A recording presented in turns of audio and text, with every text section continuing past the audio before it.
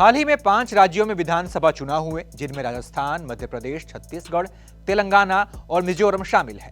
राजस्थान में भारतीय जनता पार्टी ने अपने घोषणा पत्र में पीएम उज्ज्वला योजना के लाभार्थियों को 450 रुपए में सिलेंडर देने का वादा किया था। एमपी में भी भाजपा ने अपने घोषणा पत्र में 450 रुपए में सिलेंडर देने का वादा किया था। इन दोनों राज्यों के अलावा छत्तीसगढ़ में भी भाजपा ने सरकार अपनी बनाई और इन तीनों राज्यों में भाजपा की सरकार के गठन के बाद से ये सवाल उठने लगे हैं कि क्या राजस्थान और एमपी समेत पूरे देश में उज्ज्वला योजना के लाभार्थियों को 450 रुपए में एलपीजी का सिलेंडर मिलेगा। भाजपा ने जो चुनावी वादा किया था उस पर अब सवाल उठने लगे हैं। क्यों?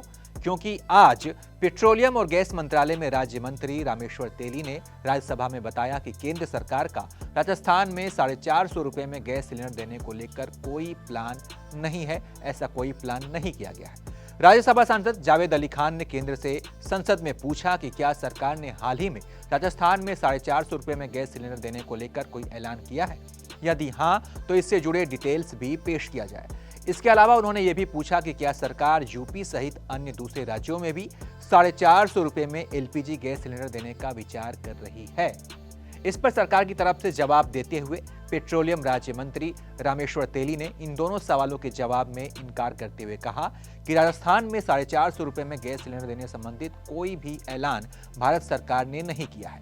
इसके अलावा उन्होंने ये भी कहा कि भारत अपनी घरेलू एलपीजी खपत का 60% से अधिक आयात करता है। तो मंत्री जी के इस जवाब के बाद सब सवाल उठने लगे हैं कि भाई जब केंद्र सरकार ने ऐसा कोई ऐलान किया नहीं है तो फिर किस आधार पर चुनावी वादे किए गए थे।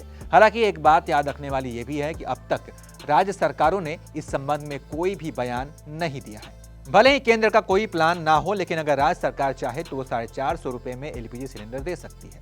राज्य सरकार को ऐसा करने के लिए अपनी तरफ से सब्सिडी बढ़ानी होगी। बाकी इसके बारे में आप क्या सोचते हैं, अपनी राय बताइए और तमाम अपडेट्स के लिए आप देखते रहिए एबीपी लाइव।